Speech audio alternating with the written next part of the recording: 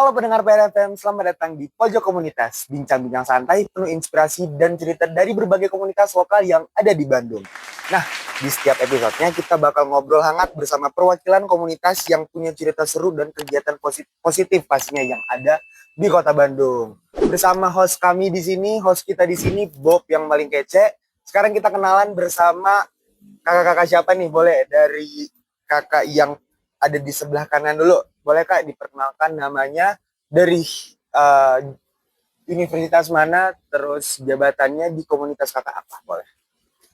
Oke, teman-teman semuanya, terima kasih banyak ya kepada Kak Bob. Terima kasih banyak. Perkenalkan, aku Zahran Al-Ghifari. Saya sekarang sedang berkuliah di Institut Teknologi Bandung, dan saat ini di komunitas Ruang Ekspresi, saya sebagai ketua. Oke. Boleh dilanjut ke kakaknya?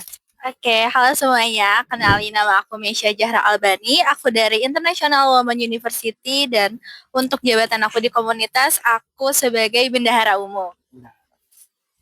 Oke, halo teman-teman semuanya. Kenalin, nama aku Hawa Aspanisa. Cuma kalau di ruang ekspresi ini aku sering dipanggilnya Jess. Aku dari Universitas Islam Negeri Bandung dan jabatan aku sebagai Kepala Bidang Fundraising. Terima kasih, Kak. Oke. Nah, kita udah kenalan sama kakak-kakak yang ada di ruang ekspresi nih. Tadi juga sempat dinotis sama kakak-kakaknya. Nah, berarti hari ini kita akan membahas, mengulik tentang ruang ekspresi itu seperti apa, teman-teman. Mungkin boleh dijelasin, Kak? Diceritain dan dijelasin juga nggak apa-apa. Komunitas ruang ekspresi itu komunitas apa sih kalau boleh tahu? Oke, siap Kak. Jadi Ruang Ekspresi ini tuh kita adalah suatu komunitas gitu ya, yang bergerak di bidang pendidikan dan juga lingkungan gitu. Nah, makanya kita tuh dari segi kegiatan kebanyakan berkecimpung di sana. Kayak misalkan bersih-bersih sampah di daerah gunung, dan juga kita pun ke sekolah ngajar-ngajar gitu. Jenjang yang kita sasar itu dari SD sampai SMA kayak gitu. Berarti emang suka alam banget ya rata-rata anak-anak yang ada di ruang ekspresi. Betul. Ya. Awal terbentuknya ruang ekspresi itu seperti apa? Oke, baik. Awal terbentuknya ruang ekspresi ini tuh berawal dari keresahan ya, betul banget. Kita pun berangkat dari keresahan seorang pemuda yang ada di Rancakole. Rancakole itu daerah Kabupaten Bandung, Bandung Selatan. Nah, apa yang kita resahkan? Yang kita resahkan adalah bagaimana gitu ya, bagaimana kondisi di desa terkait pendidikan. Seperti contohnya deh, anak-anak di desa, anak SD, itu mereka sebetulnya bisa dikembangkan potensinya, khususnya literasi dan numerasi. Tapi faktanya di desa itu masih minim kemampuannya, kapabilitasnya, kompetensinya. Masih jauh di standar gitu ya, jauh di ambang standar gitu. Kalau misalnya saya membandingkan dengan saya waktu dulu sekolah di kota gitu ya, cukup lumayan timpang Kak gitu. Jadi memang keresahannya tuh bagaimana caranya gitu ya, kita sebagai pemuda yang punya waktu, kita itu bisa bersedekah waktu kepada anak-anak di desa. Awalnya gitu, awalnya kita pengen coba terjun di pendidikan, seperti itu. Berarti dari inisiatif diri sendiri aja berarti ya, bener ya? Sama pemuda-pemuda yang lain di desa juga. Iya, betul. Benar. Nah, tadi kan udah sempat disinggung juga tuh teman-teman tentang kegiatan apa aja atau program kerja apa aja yang ada di komunitas ruang ekspresi ini. Mungkin kita boleh tahu nggak ada program kerja apa aja, terus output dari program kerjanya itu apa, atau mungkin esensi dari program kerjanya itu apa? Mungkin boleh dijelasin nggak, kakak-kakak? Oke, untuk program kerjanya izin aku yang jelasin ya. Boleh. Adapun di ruang ekspresi itu sendiri tuh kita terbagi ke dua kefokusan. Ada yang fokus ke lingkungan dan ada juga yang fokus ke pendidikan. Kalau misalnya ke lingkungan, kita tuh biasanya naik gunung sambil bersih-bersih sampah. Itu kalau nama programnya adalah Clean Hills gitu. Jadi sambil kita menikmati alam, sambil kita mengutin sampah juga. Adapun kalau yang di pendidikan, kita tuh ada yang programnya tuh namanya tuh RE Talks. Jadi ini tuh seperti webinar, kayak setiap minggunya tuh kita selalu ada kajian, kayak menghadirkan para pemateri-pemateri keren gitu, kayak tiap hari Senin, pokoknya seminggu sekali tuh selalu ada. Terus kita juga ada bedah buku di Bandung ada, di kota Bandung ada, di kabupaten pun ada. Kalau di kabupaten tuh biasanya di Rancakole ada di pojok baca. Nah, kalau di kota Bandung itu menyesuaikan aja sih, kadang di Taman Ganesa, Taman Iya. Film, kayak kita nge-review buku, terus kita bedah bareng-bareng. Terus kita juga ada program yang kayak ke sekolah-sekolah, mengenalkan terkait literasi, numerasi, dan kadang juga kita collab dengan komunitas-komunitas lainnya. Singkatnya seperti itu sih untuk komunitas. Oke, nah berarti ada 5 program kerja tadi ya. Ada Clean Hill, ada yang pendidikan tadi, terus ada webinar juga, terus apa lagi tadi? Sorry. Kita juga ada clean up masjid kebetulan. Oh, Jadi ada kayak clean up bersih-bersih berarti. masjid. Oh, Ya. berarti sorry, total program kerjanya berarti ada 4 lah ya berarti ya. Banyak sih, tapi ya Itu kalau itu di top program kerjanya ya lah. top-top Iya, programnya signature itu. prokernya Betul. itu berarti ya. Oke. Betul. Nah, dari sekian banyaknya program kerja nih kan nih, cara buat maintain program kerja itu biar tetap seru, bisa dinikmatin oleh uh, kakak-kakak yang menjalankan program kerjanya tentunya, dan dampaknya bisa tercapai gitu, itu gimana sih buat cara maintain dari program kerja tersebut? Oke. Nah, kita tuh sebetulnya ada 15 program. Ya, 15 proker gitu ya. 15 proker. Kalau di total gitu ya, Iya. ada 15 proker. Dan itu tergabung sama yang kolaborasi juga. Jadi kita berkolaborasi juga sama beberapa komunitas dan lembaga. Nah, gimana sih caranya maintain gitu ya? Nah, salah satu caranya itu yang paling sederhana adalah kita menyediakan berbagai macam kegiatan. Jadi di situ sebetulnya sambil kita pun menerapkan prinsip yang ada di manajemen ya, yaitu sustainability development. Jadi bagaimana caranya kita mengembangkan suatu proker supaya mereka tuh bisa berlanjut gitu. Nah, caranya apa? Caranya kita coba gitu ya, adaptasi gitu, beradaptasi. Kayak misalkan, oh proker A nih, proker yang tadi Clean Hills nih ya. Clean Hills 1, berapa yang ikut gitu. Misalkan, oh ada 16 nih. Nah, proker selanjutnya Clean Hills 2, ada berapa orang, oh ternyata nambah 20, berarti kan ada peningkatan tuh ya, sebesarnya 10%-an sampai 20%. Nah, di situ kita udah bisa nyimpulin nih, bahwa oh ternyata Clean Hills ini tuh emang layak dipertahankan. Ya, nah itu untuk sustainability-nya, keberlanjutannya. Kalau untuk development-nya gitu ya, kita pun sebetulnya ada beberapa menyinggung konsep yang lain, yaitu design thinking. Bagaimana caranya kita bisa membuat suatu proker yang itu berawal dari, atau ya induk konsepnya tuh dari kita tuh gimana caranya bisa empati gitu. Ya, jadi kayak misalkan, oh kita buat proker ini, nah atas dasar apa sih proker ini bisa terbuat gitu. Misalkan yang Clean Hills, oh ternyata kita tuh resah bahwa di tempat wisata tuh banyak sampah gitu. Nah dari situ kita sambungin dengan hobi kita. Ternyata hobi kita pun sama gitu. Hobi kita tuh linear dengan apa yang kita rasakan. Hobi kita nanjak, hobi kita muncak. Dan kita pun keresahannya di lingkungan situ. Jadi kenapa nggak sekalian gitu. Kita healing, sekaligus kita berimpact kepada masyarakat. Kayak gitu kurang lebih. Benar. Berarti juga tadi juga sempat disinggung kalau dari kakak-kakak juga tiap selesai proker atau tiap besar prokernya udah beres, tetap ada evaluasi juga, dan evaluasi itu juga menjadi tolak ukur di proker selanjutnya mau diimprove seperti apa, kayak gitu berarti ya. Betul, betul. Oke. Nah, terus tentunya dalam menjalani proker pasti ada tantangan dong ya, pasti ada aja lika-liku, entah masyarakatnya yang agak beda pemikirannya dengan kita, atau dari kakak-kakaknya ada musibah yang nggak diminta-minta terjadi. Nah, pertanyaannya, apa aja sih tantangannya selama kakak-kakak menjalankan proker yang ada di ruang ekspresi ini?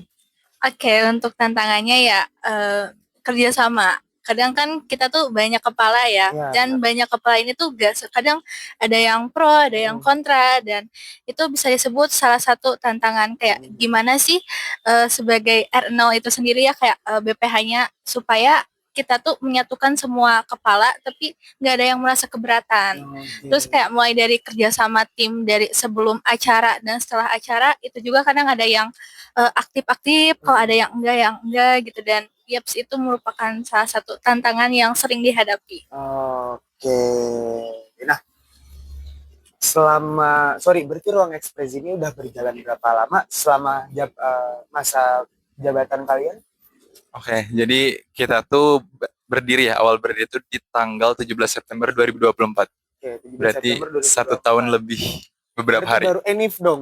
Ya Kemarin. betul, Oh, ini. tepuk tangan dulu dong teman-teman, penonton. Habis Enif nih keren ruang ekspresi. Oke. Nah, dalam setahun lebih dikit berarti ini ya, pernah ada momen atau perasaan jenuh sampai kalian ada titik menyerah mungkin atau titik capek gitu menjalankan komunitas ini, dan tentunya ya karena kalian bisa ada pada hari ini, itu cara ngatasin kejenuhan kalian atau rasa capek kalian atau titik kalian mau menyerah itu seperti apa? Oke, untuk kejenuhan ya, itu sering banget Sering terjadi. banget, iya, Kayak iya. kadang ngerasa capek aja dan bener apa ya, aku pernah sempet ngerasa kayak, aduh apa aku keluar aja ya, kayak di Iya, beberapa iya. bulan pertama itu karena merasa kayak apakah ini aku nggak cocok kah sama visi misinya, pokoknya banyak banget, apalagi kalau misalnya lagi ada nyiapin acara terus kayak yang aktif tuh cuma beberapa orang, kadang capek kan ya. Iya, iya, iya, Cuma benar-benar. aku mikir lagi kayak aku join komunitas ini tuh kan karena ingin bermanfaat, apa ya, bermanfaat dan bertumbuh bersama ya. Iya, iya. Jadi kadang untuk apa ya, ketika aku merasa ingin keluar dari komunitas atau apapun itu, aku mikir lagi kayak tujuan aku awalnya masuk ke sini tuh apa, Iya, iya. kayak gitu. Oke, berarti tetap memikirkan tujuan awal dan tetap konsisten ya berarti sampai akhir ya. Mungkin selama 1 tahun lebih dikit ini kakak-kakak punya cerita yang beda-beda tentunya ya. Entah ada cerita mulai dari cerita sedih, cerita seneng, atau cerita emosional banget, cerita yang sampai marah-marah banget. Nah, aku boleh tahu nggak kira-kira ada cerita yang mengharukan atau memorable dari proker-proker kalian yang mungkin kita bisa dengar bareng-bareng di sini? Oke, makasih ya Kak atas pertanyaannya Iya, sebelumnya. sama-sama. Untuk sedih atau sebel sebenarnya aku belum merasakan, tapi Oke. janganlah karena Iya, jangan. aku di Iya, iya, di iya, ruang iya. ekspresi ini the real full senyum banget gitu, Iya, the iya, real iya, full ketawa senyum. banget. Apalagi yang memorable untuk aku tuh waktu pertama kali aku join. Waktu pertama kali aku join itu aku diajak sama Mei dan Oke. alhamdulillah aku betah banget sampai sekarang. Iya. Ini tuh waktu ada proker ngajar di SD itu paling the best banget sih kalau buat aku. PEMA ya, pengabdian masyarakat ya? Iya, Oke. itu. Karena kan aku kebetulan orangnya suka ngajar banget ya. Iya. Apalagi ngajar anak-anak kecil Iya. gitu. Jadi kayak, oh my God, I find my place Iya, there. iya, Gitu. iya, iya. Kayak, jadi Berarti jauh dari kata baby blues ya berarti betul. ya. Iya, Bisa iya, iya, dibilang iya. kayak gitu. Suka anak kecil juga banget ya? Suka, gak Oke. banget sih. Kalau lagi rudet ya enggak ya. Oh, oke. Nah, terus Kak gimana? Nah, kenapa itu jadi paling favorit aku? Karena waktu itu ruang ekspresi itu masih anak-anak Rancakole. Dan aku tuh bukan dari sana. Aku jauh banget dari Rancakole. Dari Iya. rumah aku pun hampir 1 jam ke Rancakole. Tapi ketika aku sampai di sana, ketika aku mulai ngobrol, ketika aku mulai bonding, aku diterima. Aku diterima banget. Dari mulai ketuanya yang ramah sama aku, dari mulai bendaharanya, bahkan sampai anak-anak di sana pun bisa open gitu sama aku. Jadi disitulah titik dimana pada akhirnya aku bisa ngerasa dihargai banget gitu. Itu sih Kak kalau dari aku. Kalau kayak gitu nih, pertanyaan terakhir buat kakak-kakaknya. Kira-kira mimpi besar atau harapan apa sih yang kakak-kakak impikan banget sebagai output atau tujuan kakak-kakak banget ketika misal nanti ruang ekspresi sudah menjadi komunitas yang besar, amin, Allahumma amin. Kira-kira apa mimpi besar kakak atau harapan kakak-kakak buat ruang ekspresi itu sendiri? Oke, terima kasih banyak Kak pertanyaannya. Jadi ini pertanyaannya mengarah kepada visi ya. Visi. Nah, visi yang emang ruang ekspresi susun atau rancang itu adalah gimana caranya kita pengen buat suatu wadah gitu ya, aktualisasi diri supaya nanti tuh anak-anak muda gitu ya. Kalau sekarang kan Gen Z ya, tapi 10-20 tahun ke depan kan pasti anak muda bukan Gen Z. Iya, intinya anak muda itu gimana caranya mereka bisa menjadi pribadi yang unggul. Nah, yang unggul tuh apa? Yang unggul tuh berkarakter. Jadi kita yang pertama berkarakter dulu, yang kedua adalah berkompeten gitu. Karena memang dua statement tersebut cukup lumayan problem ya di Indonesia. Nah, harapan besarnya adalah pengennya kita tuh menjadi wadah yang mana semua orang tuh bisa merasakan aman dan nyaman di lingkungan kita. Nah, aman dan nyaman tuh bukan karena mereka tuh bisa main gitu ya, bisa melakukan hal-hal yang mungkin membuang waktu gitu ya secara cuma-cuma, tapi kita tuh mengedepankan aspek produktivitas gitu. Jadi kita pengen mereka have fun dan juga mereka improving themselves gitu ya, mereka kayak gitu. Oke. Bareng-bareng kita amin, semoga harapannya tercapai. Amin. Oke, kalau kayak gitu mungkin karena waktu kita sudah habis. Segitu aja teman-teman buat obrolan kita hari ini bersama komunitas Ruang Ekspresi. Terima kasih banyak untuk Kak Zahran sebagai ketua juga yang udah mau ikut ngobrol-ngobrol bareng kita, Kak Meisha ya sebagai bendahara di Ruang Ekspresi yang mau ikut ngobrol-ngobrol juga, dan Kak Hawa sebagai Bidang fundraising. bidang fundraising. Oke. Pokoknya terima kasih lah kepada kakak-kakak ini sudah mau menyempatkan waktu buat ngobrol bareng kita hari ini di sela-sela waktu mereka yang padat banget ya kayaknya ya. Dan mereka masih mau menyempatkan. Terima kasih banyak. Dan jangan lupa teman-teman, atau enggak kakaknya aja deh, panggil teman-teman yang nonton video ini untuk kepoin Ruang Ekspresi, atau mungkin bisa langsung gabung juga ke Ruang Ekspresi, boleh langsung Kak, silahkan. Oke, boleh. Buat teman-teman yang penasaran lebih lanjut terkait komunitas Ruang Ekspresi, insya Allah kita di waktu yang dekat akan ada open recruitment. Dan jadi nanti teman-teman kalau misalnya tertarik ke bidang pendidikan, pengabdian masyarakat, apalagi liburan gitu ya, nanjak, hiking dan lain sebagainya, itu bisa kepoin banget di Instagram kita namanya Ruang Ekspresi. Ya, check it out. Ruang Ekspresi teman-teman, jangan lupa cek Instagramnya. Mungkin segitu dulu ya kayak buat hari ini. Buat pendengar PRFM jangan lupa untuk like, comment, subscribe YouTube PRFM. Jangan lupa juga kepoin Instagram Ruang Ekspresi bersama host paling kece Bob di sini, pamit undur diri. Bye bye.